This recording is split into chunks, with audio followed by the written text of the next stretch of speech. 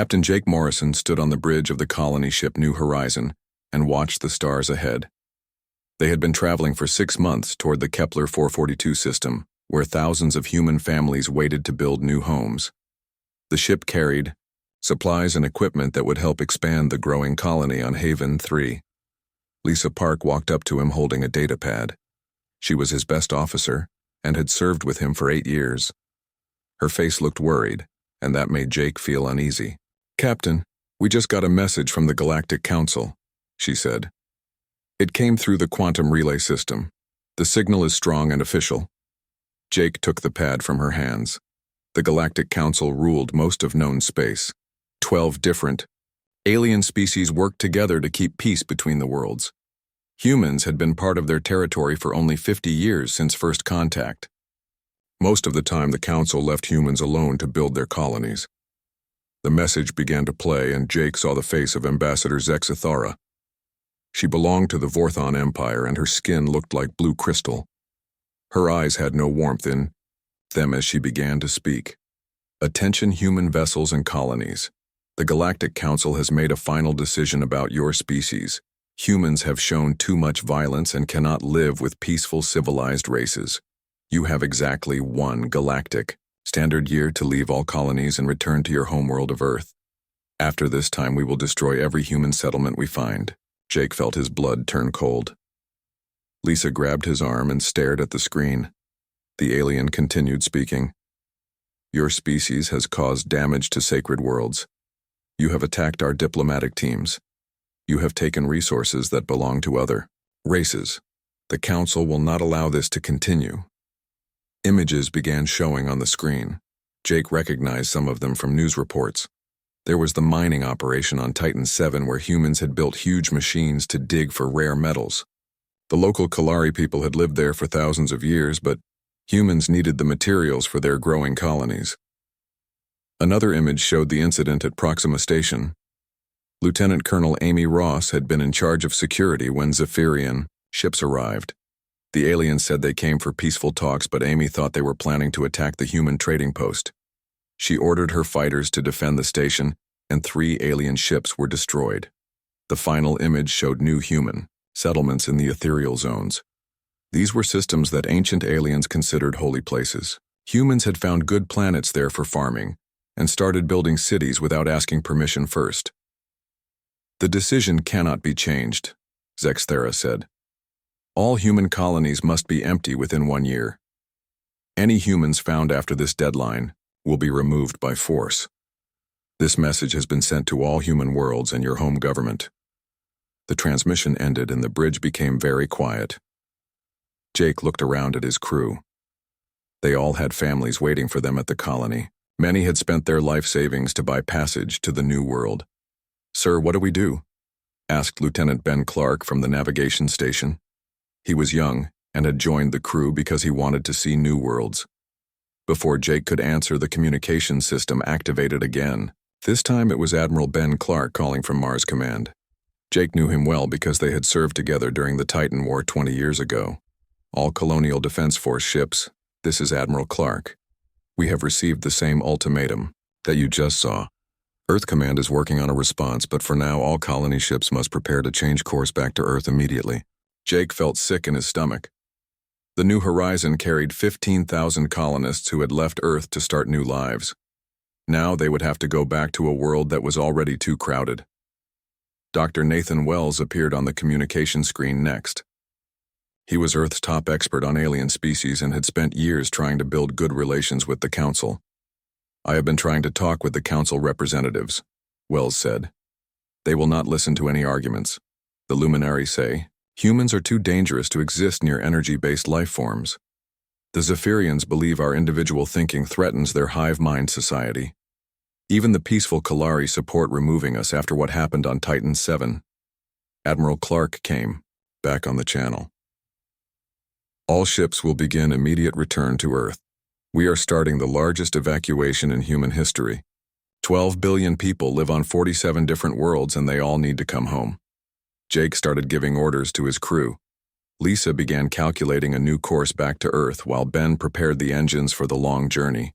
The other Officers started the difficult job of telling 15,000 passengers that their dreams were over. In the cargo bay, Jake found families packing their belongings. Children who had never seen Earth were crying because they were scared. Parents tried to explain what was happening, but many did not understand it themselves. Elena Foster was the ship's doctor, and she was helping calm down the passengers. She had gray hair and kind eyes that made people feel safe. Jake watched her hold a little girl who was asking about her grandmother back on Earth. "Will Grandma remember me?" the girl asked. "Of course she will," Elena said softly. "And she will be so happy to see you again." Jake wished he could feel as confident as Elena sounded. Earth was already struggling to feed and house its population. Adding 12 billion more people would create problems no one knew how to solve. As the New Horizon changed course, Jake looked back at the stars they were leaving behind. Somewhere out there, human colonies were getting ready to abandon everything they had built. Families were saying goodbye to homes they would never see again. The Council had made their choice clear. They wanted humanity gone, and they had the power to make it happen. Jake wondered if his species would survive what was coming next. The stars ahead now led back to Earth and an uncertain future for all mankind. 6 months had passed since the ultimatum, and Captain Jake Morrison barely recognized his ship. The New Horizon now carried twice as many people as it was designed for. Families slept in cargo holds and corridors. Children played in spaces that once stored equipment and supplies. Lisa Park walked through the crowded decks checking on the refugees. She had to step carefully around sleeping bags and personal belongings scattered everywhere. The air recycling systems worked at maximum capacity, but still smelled of too many people in too small a space. "Captain, we have a problem," she said when she reached the bridge. "The Collins family in Cargo Bay 3 is showing signs of red fever. Dr. Foster thinks it might spread to others." Jake rubbed his tired eyes. Red fever was common on overcrowded ships, but could be deadly without proper medical facilities. They had medical supplies for 15,000 people, but now carried 30,000. Everything was running short, including food, water, and medicine. "Put the Collins family in quarantine bay 2, Jake ordered, "and tell Elena to screen everyone in that cargo bay for symptoms." Through the main viewer, Jake could see other human ships in their convoy. Dozens of vessels moved together through space carrying refugees from the outer colonies.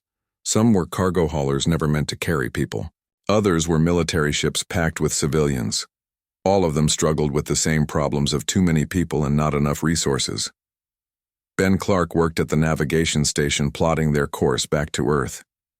He had lost weight during the journey, and his young face looked older now. Every day brought reports of ships breaking down or running out of supplies. "Sir, we just lost contact with the merchant vessel Hope's Dream," Ben reported. "Their engines failed near the Vega system. The rescue ship Determination is moving to pick up their passengers." Jake nodded but said nothing. They had lost 6 ships so far during the evacuation, not from alien attacks but from mechanical failures and accidents caused by overloading. Each loss meant hundreds of people who would never make it home. A new message came through the communication system. It was from Captain Rick Stone, commanding a group of frontier settlements in the Outer Rim. His face appeared on screen, looking angry and determined. "This is Captain Stone broadcasting to all Colonial Defense Force units. My people will not abandon our homes to alien threats. We have worked too hard and sacrificed too much to give up. Now, any ship willing to stand and fight is welcome to join us in the frontier sectors." Admiral Clark's voice quickly cut in from Mars Command. "All ships ignore that transmission. Captain Stone is acting without orders and putting lives at risk. Continue evacuation procedures immediately." But Jake knew some ships would answer Stone's call.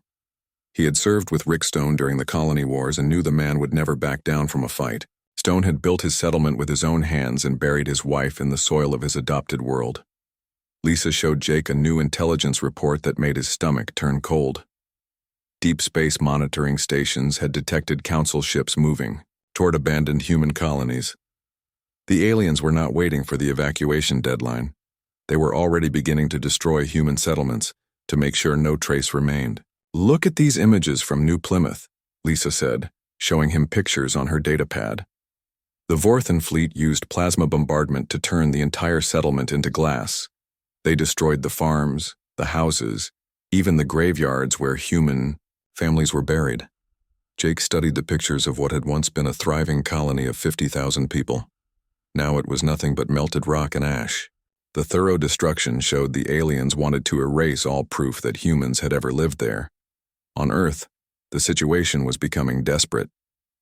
Carlos Rivera, the chief engineer at Luna Station, sent regular reports about the massive construction projects needed to house returning colonists. Orbital habitats were being built as fast as possible, but could not keep up with the flood of people coming home. "We have 12 million people living in temporary camps," Rivera reported during a conference call. The camps were designed for emergencies lasting weeks, not months. Disease is spreading and we don't have enough doctors or medicine. Dr. Elena Foster joined the call from the New Horizons medical bay. She had been treating sick refugees for months and looked exhausted. Her gray hair was now completely white, and her kind eyes were red from lack of sleep. "The psychological effects are as bad as the physical ones," Elena said. "Adults who spent decades building new lives have lost everything. Children born on colony worlds have never seen Earth and are terrified of going to a strange place. Depression and anxiety are spreading through every ship." Jake listened to the reports and felt helpless. His job was to bring people home safely, but home was becoming a place that could not take care of them all. President Helen Grant appeared on the communication channel from Earth. She had been working around the clock to manage the crisis, and her face showed the strain. Once she had looked strong and confident, but now she seemed older and more fragile. "Citizens of Earth and the colonies, we are facing the greatest challenge in human history," she said. "Our ancestors survived ice ages, wars, and plagues. We will survive this too, but only if we work together and help each other." Her words were meant to encourage people, but Jake could hear the worry in her voice. Earth's government was trying to do the impossible, and everyone knew it. Dr. Nathan Wells joined the transmission from his research station. He had been studying council records and alien history, trying to understand why humanity was being forced to leave. "I have found references to something called the Devourers in ancient Vorthan texts," Wells reported. "The records are incomplete but mention a great threat from beyond known space. The council may be preparing for something much worse than dealing with human colonies." Admiral Clark cut off Wells before he could say more. "Dr. Wells, this is not the time for theories about ancient threats. Focus on helping with the evacuation." But Jake saw Lisa's face change when Wells mentioned the Devourers. She had been studying alien languages and mythology during the journey. Something about that name seemed to frighten her. As the New Horizon continued toward Earth, Jake received reports from other ships in the convoy.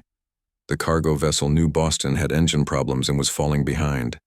The passenger liner Golden Gate was running out of food and would have to ration meals. The military transport Defiance reported that some refugees were talking about fighting back instead of going to Earth. Jake walked through his ship looking at the faces of people who had lost everything. Families sat together sharing what little food they had. Children played games with toys made from scrap metal and fabric. Adults stared out viewports at the stars, wondering if they would ever see their homes again. In Cargo Bay 5, Jake found an old man teaching a group of children about Earth. The man had lived on Haven 3 for 30 years, but still remembered the world where he was born. "Earth has blue oceans that stretch beyond the horizon," the old man said, "and green forests full of animals our ancestors knew. The sky is sometimes gray with clouds that bring rain to help plants grow." The children listened with wide eyes. Most had been born on colony worlds with red skies or purple seas. Earth would be as alien to them as any council world. Jake continued his walk through the ship, thinking about what Wells had said about the Devourers. Something was happening in council space beyond the evacuation of human colonies. Ships were moving in patterns that did not make sense for a simple relocation operation. As he reached the bridge, Jake wondered if humanity's exile was connected to a larger threat that the council faced. But even if that were true, it would not change the fact that 12 billion people needed to find new homes on a world that might not be able to support them all. The New Horizon flew on through space, carrying its cargo of dreams and broken lives back to Earth.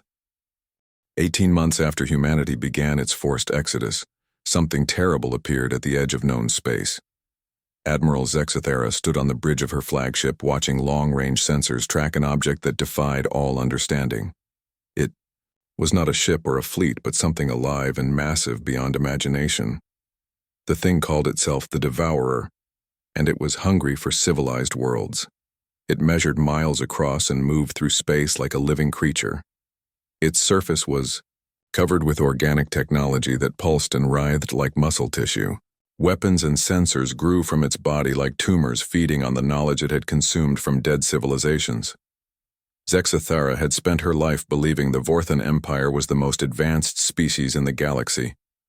Their crystal cities and energy weapons had conquered dozens of worlds.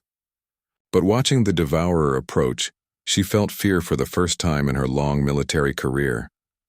All Council fleets converge on the Vorthan home system, she ordered her communications officer. Send emergency signals to every member species. We face extinction if this creature is not stopped. The battle for the Vorthan homeworld lasted 3 days and ended in complete disaster. The finest ships and warriors the galaxy could produce threw themselves against the Devourer and were consumed. Energy weapons that could crack planets barely scratched its organic armor. Advanced missiles were absorbed and turned into new weapons that fired back at their creators. Zexathera watched in horror as the creature engulfed her sister ship, Crystalline Victory. The Devourer did not simply destroy the vessel, but pulled it inside its body where alien technology began breaking it apart and studying every component. Within hours, new weapons grew from the creature's surface based on Vorthan designs. It learns from everything it consumes, reported her science officer. Our own technology becomes part of its arsenal. The more we fight it, the stronger it becomes. The Devourer's assault on civilized space continued without pause. Zephyrian hive worlds fell silent as the creature consumed entire populations and absorbed their collective intelligence. Luminary energy beings found themselves pulled into the monster's core, where their pure thought was corrupted and twisted into alien purposes. Panic spread through Council space as refugees fled from world to world trying to escape the approaching doom. Ancient species that had ruled the galaxy for millennia found their technology useless against an enemy that adapted to every attack and learned from every defeat. Ambassador Zexathera made the most difficult decision of her career. She took a small diplomatic ship and began the humiliating journey to Earth to request help from the species the Council had tried to destroy. Earth was nothing like she expected. The planet that once held 5 billion humans now struggled to house 17 billion returned colonists. Massive refugee camps stretched across every continent. Orbital habitats crowded the space around the world, like metal clouds blocking the sun. President Helen Grant lived in a simple office in what had once been a luxury hotel. The building now housed 3,000 government workers managing the greatest crisis in human history. Grant herself looked years older than when the exodus began. Her hair had turned gray and deep lines marked her face. "You want our help?" Grant said when Zexathera was finally granted an audience.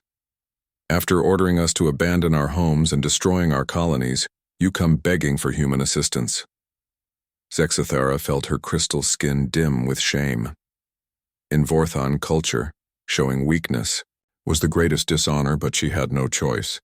"The Devourer consumes everything," she said. "Our greatest weapons only make it stronger. Our most advanced computers are turned against us within minutes. 12 member species have already fallen and more die every day." Dr. Nathan Wells entered, the room carrying data files about the approaching threat. He had spent months studying ancient records and finally understood what the Council faced. "The Devourer has attacked the galaxy before," Wells explained to President Grant. 5,000 years ago it consumed hundreds of civilizations before a united alliance managed to drive it back into the void between galaxies. The effort required every species working together, including many that are now extinct. Captain Jake Morrison joined the meeting as Grant's military advisor. The evacuation had ended 6 months earlier, but he still commanded a refugee transport helping resettle displaced colonists. His face was hard when he looked at the alien ambassador who had destroyed so many human lives. "Why should we help you?" Morrison asked. You wanted humanity gone. You got your wish. Deal with your own problems. Lisa Park stood beside Morrison holding battle reports from the war against the Devourer. She had been studying the tactical data looking for patterns the Council had missed. There might be a reason to help them, she said reluctantly. The Devourer learns by consuming and analyzing its enemies. But look at these battle records. It struggles when faced with unexpected tactics and crude weapons it cannot easily understand or absorb. Dr. Elena Foster presented her analysis of why humans might succeed where aliens failed. She had been studying psychological profiles of different species throughout the evacuation crisis. Human thinking is chaotic and unpredictable, Foster explained.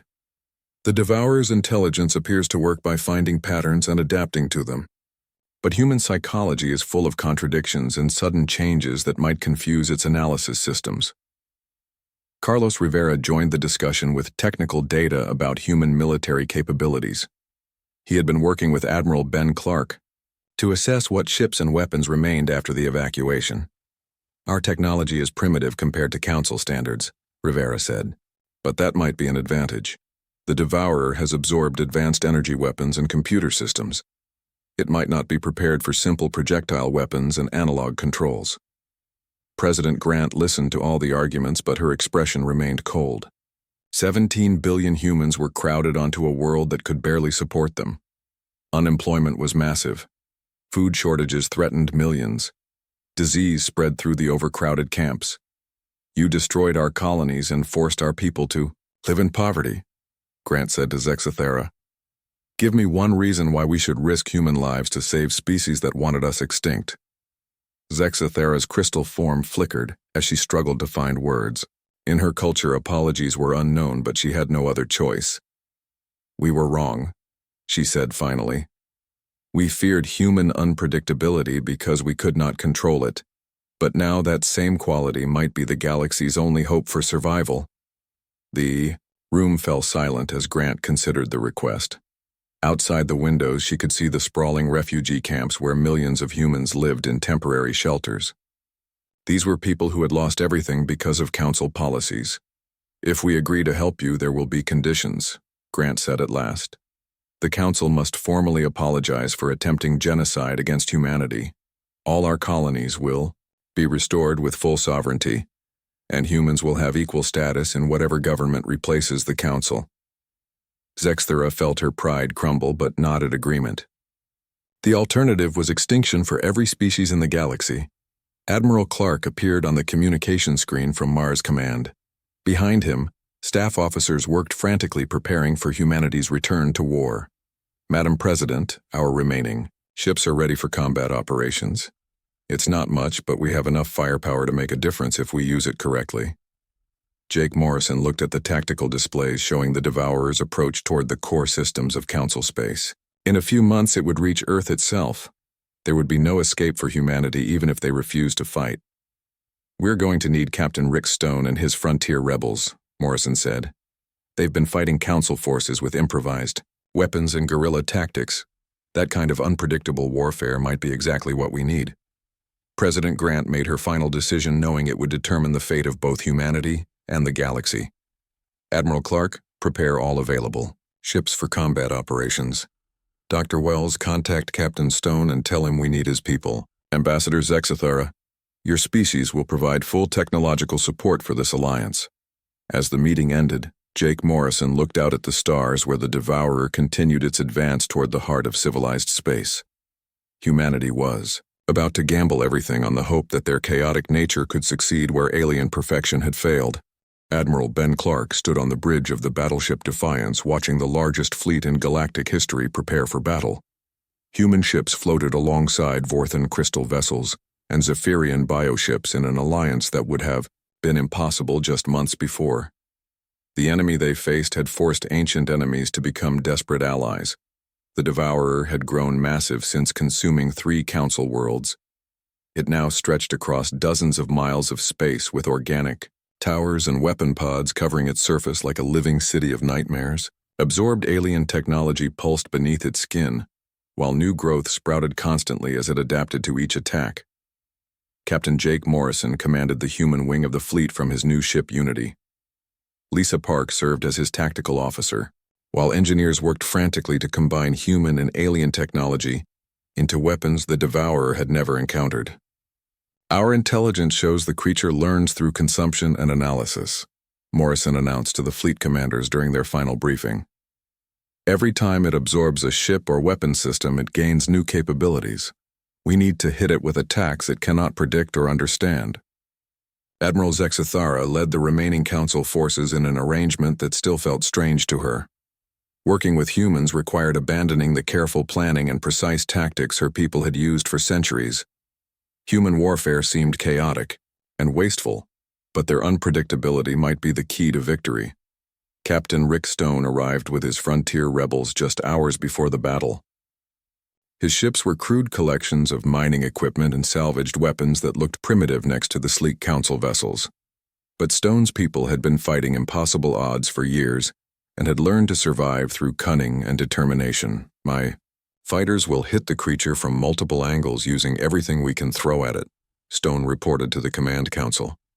"Electromagnetic pulse mines, modified asteroid charges, and good old-fashioned explosive warheads. If this thing wants to analyze our tactics, it'll have to figure out why we're using mining equipment as weapons." The battle began when Zephyrian scout ships detected the Devourer approaching the edge of the system. Long-range sensors showed it had consumed another world during its journey and grown even larger. Organic weapon ports opened along its surface as it prepared to feed on the gathered fleet. Morrison led the first attack wave with conventional human fighters armed with projectile weapons and chemical explosives. The Devourer's defenses had adapted to energy weapons and advanced missiles, but seemed confused by simple bullets and bombs. "It's trying to analyze our ammunition," reported Lieutenant Amy Ross from her fighter cockpit. "But there's nothing to analyze. These are just metal slugs and chemical charges. No computer systems or energy signatures to absorb and copy." Lisa Park coordinated the assault from Unity's bridge, watching as human fighters swarmed around the massive creature like insects, attacking a giant. The Devourer's organic armor could regenerate from energy damage but struggled to repair the crude holes torn by human weapons. Council ships followed up with precisely targeted strikes at vulnerable points identified by human intuition rather than computer analysis. Vorthon energy cannons focused their fire on areas where the creature's surface looked weaker, while Zephyrian bioships released swarms of living missiles that confused the Devourer's tracking systems. Captain Stone's rebels caused the most chaos with their improvised attack methods. Mining charges designed to crack asteroids tore massive wounds in the creature's hull, while electromagnetic pulse weapons disrupted its organic circuitry in ways it could not adapt to quickly. "The thing keeps trying to learn our patterns," Stone reported over the communication channel, "but we don't have any patterns. My people are making up new tactics every few minutes based on whatever works." Dr. Nathan Wells observed the battle from a safe distance aboard the research vessel Discovery. His instruments detected something unprecedented in the Devourer's behavior as it struggled to adapt to human tactics. "The creature's learning process is becoming overloaded," Wells reported to Admiral Clark. "It expects logical patterns it can analyze and copy, but human thinking is too chaotic.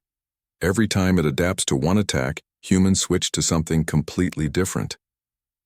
The tide of battle turned when Morrison led a boarding party directly into the creature's interior. Using conventional firearms and explosives, his team fought through organic corridors that pulsed like living arteries. The Devourer's internal defenses had evolved to counter energy weapons and advanced technology, but had no protocols for dealing with humans carrying shotguns and grenades. Elena Foster coordinated medical support for the boarding teams from Unity's sick bay. She watched in amazement as human soldiers succeeded where alien warriors had failed simply because they refused to follow logical tactical doctrine. "The creature cannot understand why humans make seemingly irrational decisions," Foster explained to Morrison over the communication link. "It expects enemies to choose the most efficient attack methods, but humans often pick approaches that work despite being theoretically inferior." Carlos Rivera worked with Vorthon engineers to develop hybrid weapons that combined alien energy technology with human kinetic principles. The resulting systems were crude by Council standards but proved devastatingly effective against the Devourer's adaptive defenses. "We're creating weapons that shouldn't work according to physics," Rivera reported to Admiral Clark. "But they do work, and the creature cannot figure out how to counter them because they violate its understanding of logical weapon design." The climactic moment came when Captain Morrison discovered the Devourer's central control center deep inside its body. The chamber was filled with absorbed knowledge from dozens of civilizations, but struggled to process the contradictory information from human minds it had consumed. Morrison and his team planted explosive charges throughout the control center, using simple timer devices that the creature's advanced systems could not detect or disarm. As they fought their way back to their extraction point, the Devourer's entire structure began convulsing in confusion. "It's trying to analyze everything at once," Lisa Park reported from Unity's sensor station. "The creature absorbed too much contradictory human thinking, and its processing systems are overloading." Admiral Zexithara coordinated the final assault, as Council and human ships struck simultaneously at the creature's weakened points. Energy weapons designed by alien science combined with kinetic projectiles created by human engineering and attacks. The Devourer could neither predict nor counter. The massive creature began breaking apart as its organic systems failed under the assault of incomprehensible tactics. Parts of its body tried to adapt to human weapons while other sections attempted to counter alien energy attacks. The conflicting adaptations created cascade failures throughout its structure. Captain Stone led the final strike with a squadron of fighters carrying improvised nuclear charges built from mining equipment.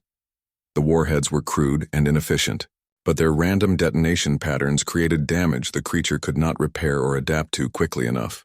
"Target is breaking up," reported Lieutenant Ben Hughes from his fighter. "The organic hull is separating into multiple sections. It looks like the creature is losing cohesion." The Devourer's death throes lasted for hours as different parts of its body tried to escape while others attempted to continue fighting. Some sections launched themselves toward nearby planets, while others simply drifted apart in space, still pulsing with alien technology. Admiral Clark coordinated cleanup operations to track down and destroy the scattered remains.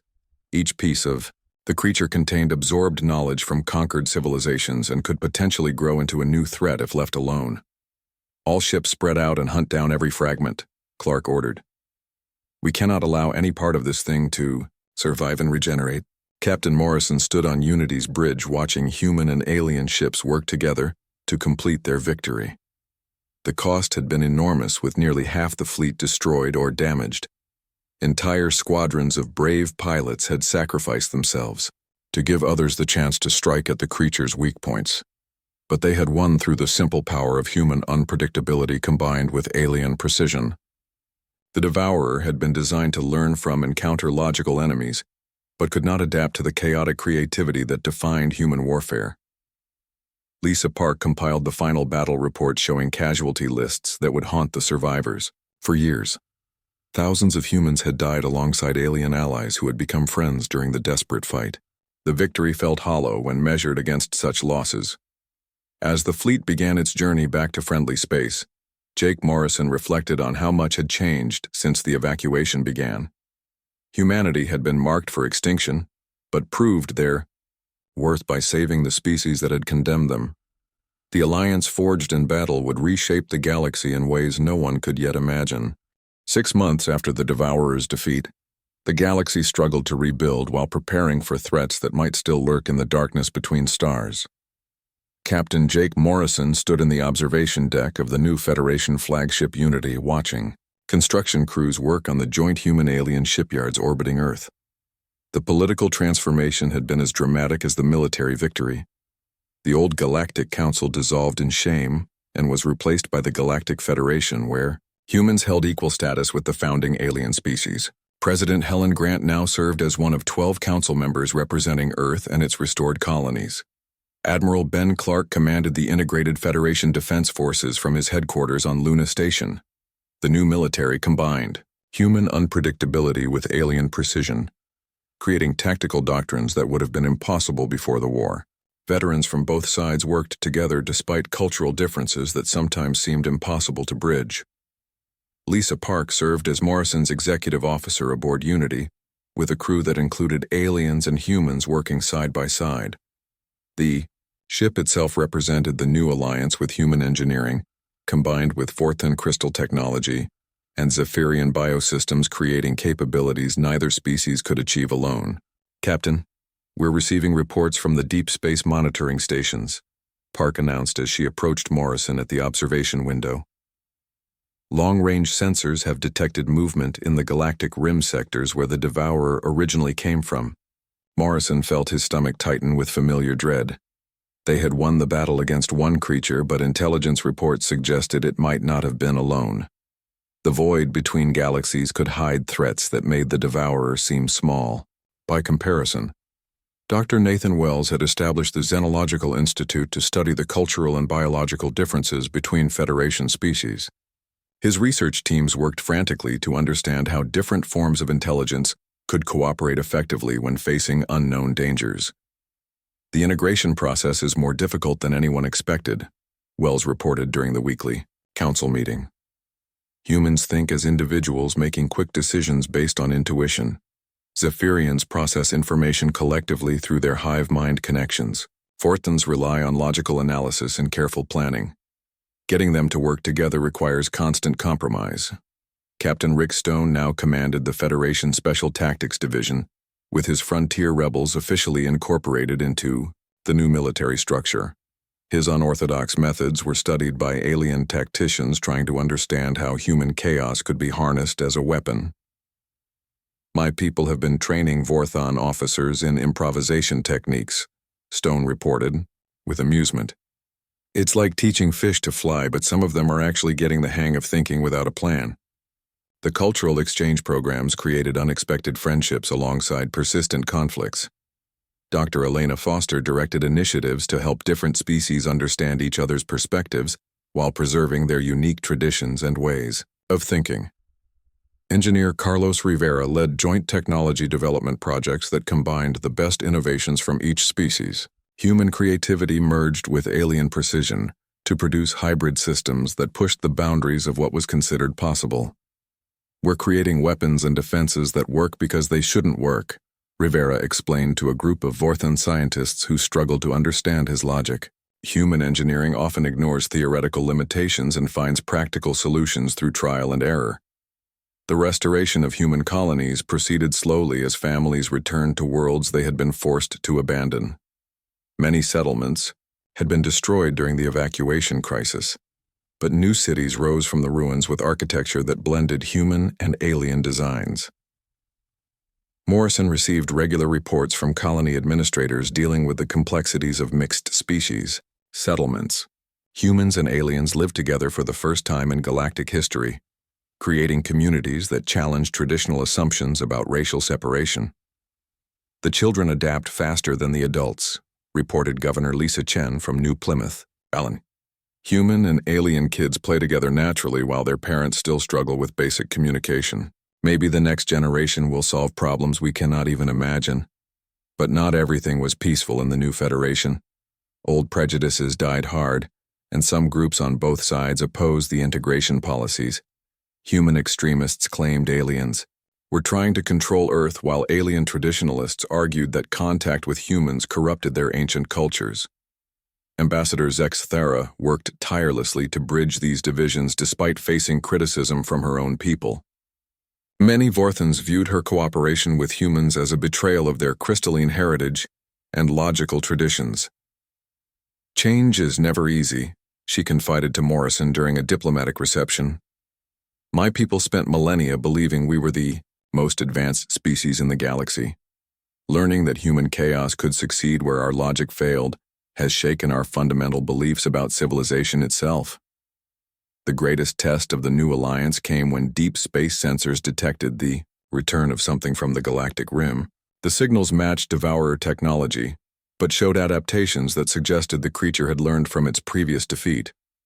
"It's not alone this time," Dr. Wells reported with growing alarm.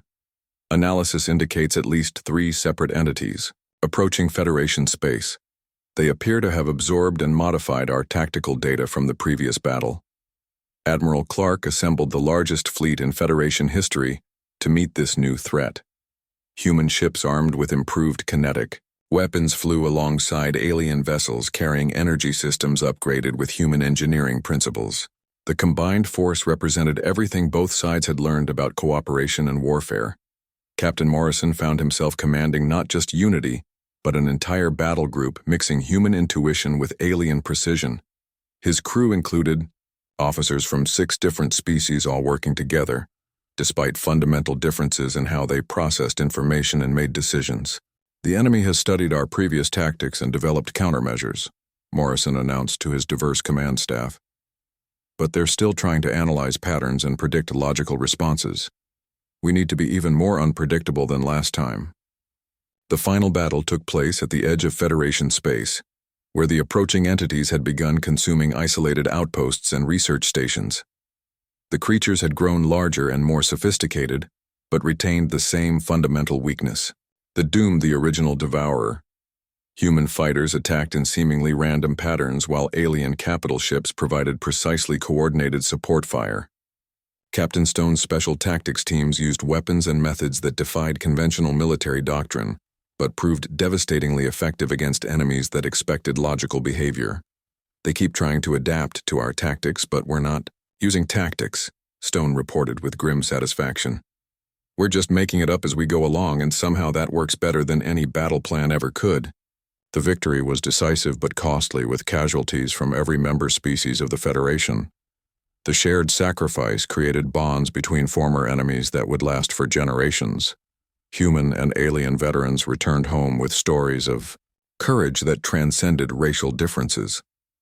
In the aftermath, Morrison reflected on how much had changed since the evacuation crisis began. Humanity had gone from facing extinction to becoming partners in the galaxy's defense. The species once considered too dangerous for civilization had proved their worth by saving everyone else. President Grant addressed the Federation Council from Earth, where construction projects restored the planet's environment while housing the returned colonists. Orbital habitats bloomed like flowers around the blue world, creating space for billions while preserving the natural beauty below. "We have learned that diversity makes us stronger," Grant declared to representatives from across the galaxy. "Human unpredictability combined with alien wisdom creates possibilities none of us could achieve alone. Together we can face whatever challenges the universe presents." Captain Morrison stood on Unity's bridge looking out at the stars where human colonies once again thrived alongside alien settlements. Ships carrying mixed crews traveled between worlds, sharing knowledge and building friendships across species lines that had once seemed impossible to cross. The galaxy was still dangerous, with unknown threats lurking in the darkness between stars. But for the first time in their history, humans were not facing those dangers alone. They had earned their place among the stars through courage and sacrifice, while proving that sometimes chaos was exactly what the universe needed. Lisa Park joined Morrison at the observation windows, watching a new generation of mixed crews prepare for missions that would explore uncharted regions of space. Human children and alien youth trained together, learning skills their parents never imagined would be necessary. "Do you think we'll face more threats like the Devourer?" Park asked as she watched the young cadets practice maneuvers that combined human improvisation with alien precision. Morrison smiled as he considered the question.